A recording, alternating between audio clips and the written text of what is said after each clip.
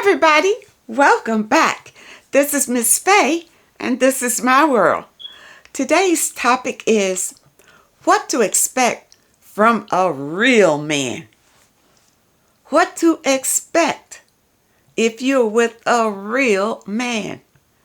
Before we get started, I'd like to say welcome.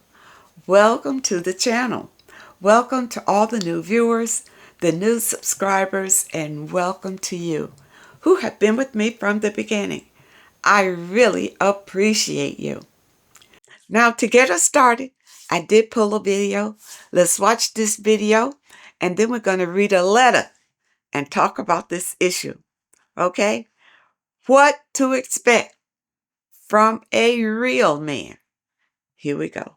A man's role in your life and in the relationship is to bring provision, protection, and direction. If he doesn't bring these three things, he can't be your man because he's not yet a man. What a conscious, healthy man provides his woman is what she did not receive from her father growing up. Let that just land for a moment. Most of us, not all of us, but most of us have a parental wound, a psycho-emotional wound with our parents that we bring those fears into our adult intimate relationships. And we're looking for a redo. We're looking for an opportunity to be different with that part of ourselves and with that particular dynamic. And often we unconsciously project that onto our partners. Our partners become surrogate parents. Now, that's not a healthy thing, but it can be very helpful when us as partners are being different with that wound so that person can heal. It's one of the greatest gifts a man can give. Of course, it's presence, it's safety, security, certainty, choosing her, all of those things, definitely choosing her. But it's to be different than what her father was. Okay, now let's read this letter. She says, in your video, he's not the one for you. You say men should provide for us. I would really like to know what I'm entitled to receive from them. I dated a guy a couple of years back. When we first met and he tried to grope me and I told him not to, he said he could set me up and my kids in an apartment in the city. I declined. We are happy in a house I rent. Good for you. You know that was just a trap. You know, there are men out here who promise you a lot of things until they get what they want, and then they never come through with whatever they promised. Straight away, when we started dating, he gave me a set of house keys and told me where he keeps cash in the house if I ever needed it. He gave me a credit card. I took nothing from him. Is this the sort of stuff men should be providing? Yeah. Why not? Yeah. I wouldn't have a problem with it. You deserve it. Okay, I don't understand the issue. Okay, here we go. I'm a single mom of 2 young kids.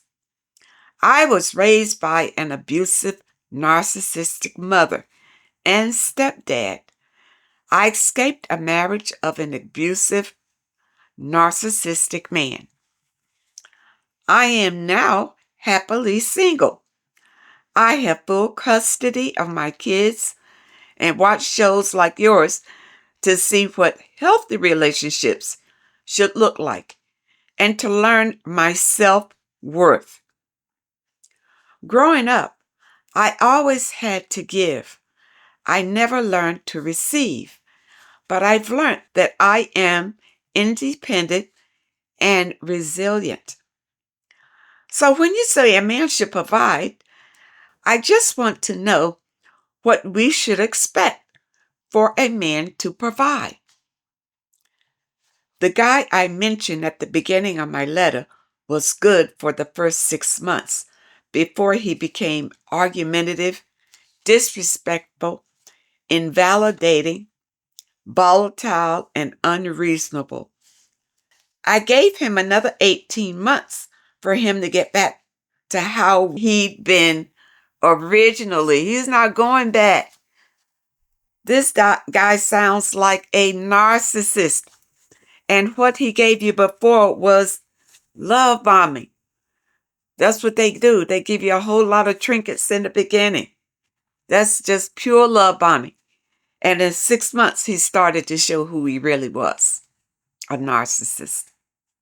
I gave him another 18 months for him to get back to how he'd been originally.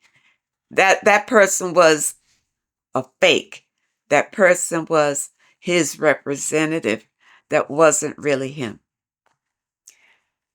In this time, he taught me to drive and bought me a car, which he would take back every time he started a fight.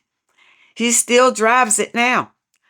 He even won some cash once, threw it on my table, started a fight, and took it all back.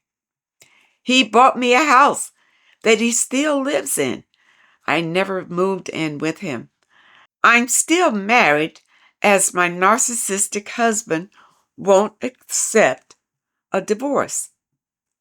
But this guy I dated wanted to marry me, and I did not want to marry him, not as he was. Well, it's good that you didn't, and you really should get away from him because he is just a replica of your husband.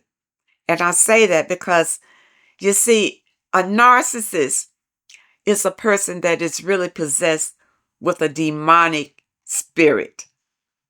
Okay? That same spirit is in this new guy. That spirit is looking to destroy you. That spirit is following you. All right? All right, now let's read on about this guy.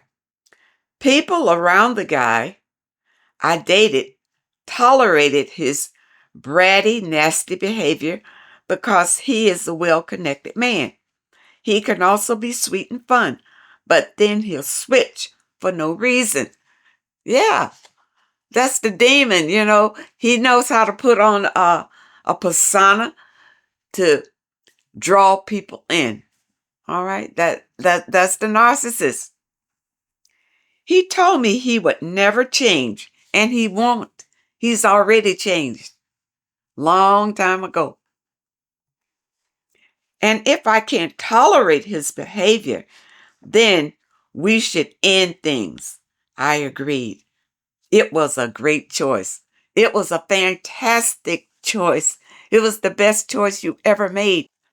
I feel that whatever he would have provided for me, he would just take away when his mood changes. So I really would like to know is, should we be expecting men to provide for us? Yes. Yes, that doesn't change anything because you ran into a demon. Yes, it's a man's job to provide for his woman. Now, for you, you're a married woman. So, you know, that's a whole different set of rules. You see? Okay. Your husband is a narcissist. I don't know if you came from a narcissistic family, it just came on down the pike or what. But it's the same demonic energy that passed through these people. All right. Now, you're not even divorced from your husband. And here you are meeting another narcissist because you're carrying that same energy in you. You bonded with the narcissist through, through sexual activity. It's a soul tie that you have with the narcissist. Now you met another narcissist because you are attracting that energy to you. Now, you got a couple of things going on here because your question really is, what should you expect for men to provide for you? Just like in the video where the lady said, men are the providers. They're supposed to provide protection, shelter, and direction. All right? These are what good, real men provide.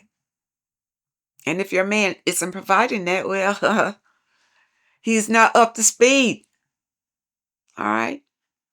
But See, in your from your letter, you have two different things going on here, because this narcissist gave you all these things only because he was love bombing you.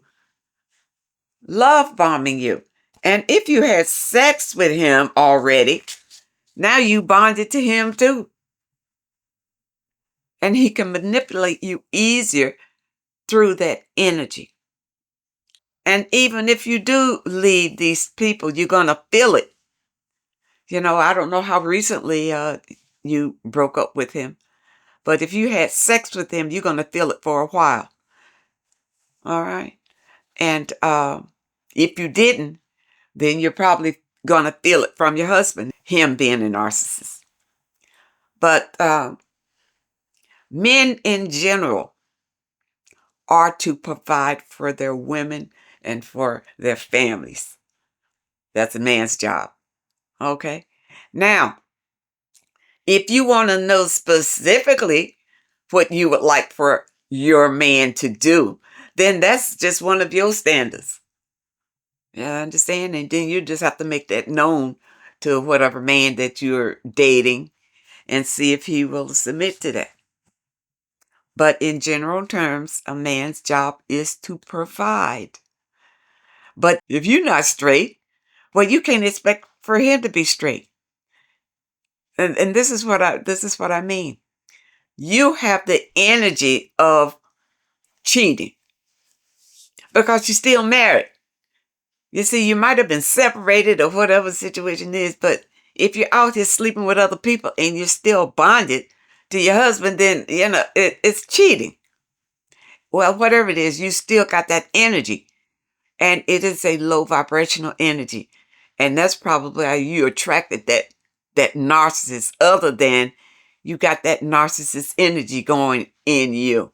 And you need to get rid of that. All right? And the only way that you can get rid of it is through spiritual healing. And if you don't know how to even start spiritual healing, I believe in the description, all the way at the bottom, I do have a link of a video that I did on how I started my spiritual journey. Okay, maybe you ought to take a look at that. And maybe in that video, you'll hear something that can help you with dealing with these narcissists. Okay, because you do need spiritual healing and spiritual protection. Okay. I hope that you understand the video today. And I really hope that it helps someone. Now, those of you who may have a question that you'd like for me to answer, my email address is in the description. And if you're looking for today's affirmation, the link is also in the description. I want to thank you so much for supporting this channel. Thank you for your comments and your letters. And a very special thank you to those that leave a donation. I really appreciate all of you. I wish you all the very best. And I really hope to see you next time.